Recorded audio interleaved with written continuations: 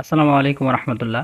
আজকে আমাদের কচু জমিতে সার এবং পানি দিয়ে দিলাম। তো আপনারা জানেন যে আমাদের নানাদের জমিতে আমি কিছু পরিমাণে কচু লাগাইছিলাম। তো ওই জমিতে আজকে আমরা সার এবং পানি দিয়ে দিলাম। তো যার কারণে সকাল সকাল আমাদের সকল কাজ আমরা সেরে নিয়েছিলাম। নেওয়ার পরে আমরা মাঠের উদ্দেশ্যে রওনা হই। তো যাওয়ার সময় সাথে করে আমরা সার নিয়ে নিয়েছিলাম, যেহেতু আমাদের অল্প একটু ভুঁই, মানে বেশি পরিমাণে না, আমাদের অল্প সার হলে হয়ে যাবে। তো নানা ওইখানে আমরা 1 কাঠা মতো কচু লাগাইছিলাম। তো যেহেতু আমাদের বাসায় বীজ ছিল, ওই বীজগুলো আমরা লাগাই দিয়েছিলাম যেহেতু নষ্ট না করে। তারপর আমরা মাঠের উদ্দেশ্যে রওনা হইতো। মাঠে এসে আগে আমরা পিলি করে নিয়েছিলাম, যেহেতু আমরা যে জমিতে কচু লাগাইছিলাম আমাদের যেহেতু নিচের সাইডে একটু কচু লাগাইছিলাম, তো ওই সাইডটা নিচে হওয়ার কারণে পানিটা আমাদের সঠিকভাবে পৌঁছবে না, যার কারণে আমরা আগে পিলি করে নিয়েছিলাম। তো পিলি করে আগে আমরা সারটুকু দিয়ে নিয়েছিলাম, যেহেতু আমরা যদি সার এখন আগে দিয়ে নিই তাহলে কিন্তু আমাদের সুবিধা হবে, যেহেতু সারটা মাটির নিচে চলে যাবে। এই জন্য আগে আমরা সার দিয়ে নিয়েছিলাম, দেওয়ার পর আগে পিলি করে নিয়েছিলাম। তো আমিও কিছু পরিমাণে সার দিয়েছিলাম, দেওয়ার পর নানা বলতেছে এখন আমাদের বেশি হাতে সময় নেই, তো আমার কাছে তো আমি তাড়াতাড়ি করে দিয়ে দিই। তো যার কারণে নানা সারটা দিয়ে দিয়েছিল।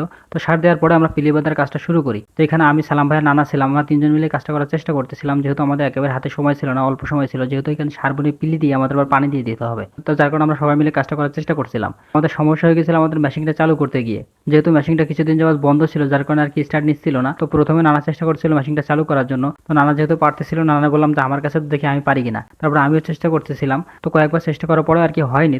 তো কয়েকবার চেষ্টা করার পর সালাম ভাই স্টার্টটা দিতে পারছিল। তো যাই হোক, অবশেষে আমরা মেশিনটা চালু করতে পারছিলাম। তারপর আমরা কচু জমিতে পানি দেওয়ার ব্যবস্থাটা করি আর কি। তো আমাদের যেহেতু অল্প জমি, বেশি পরিমাণে পানি লাগবে না, তো খুব তাড়াতাড়ি আমাদের হয়ে গেছিল। আমাদের পিলিবান্ধার কাজটা সম্পূর্ণ হয়ে গেছিল, আমরা সুন্দরভাবে পানিটা দিয়ে দিতে পারছিলাম। তো আলহামদুলিল্লাহ আজকের মতো আমাদের পানি গাছ দেওয়ার কাজটা শেষ হয়ে গেছে। তো খুব দ্রুত হয়তো আমাদের চারাগুলো বের হয়ে যাবে। তো যেহেতু মাটিতে এবার রস পাবে, যার কারণে খুব তাড়াতাড়ি হয়তো চারাগুলো বের হয়ে যাবে। তো এইভাবে আমরা আমাদের কাজটা সম্পূর্ণ করছিলাম। তো আমার জন্য দোয়া করবেন, আল্লাহ তাআলা যেন আমার কৃষিতে বারাকা দান করে। আজ এই পর্যন্তই। আসসালামু আলাইকুম।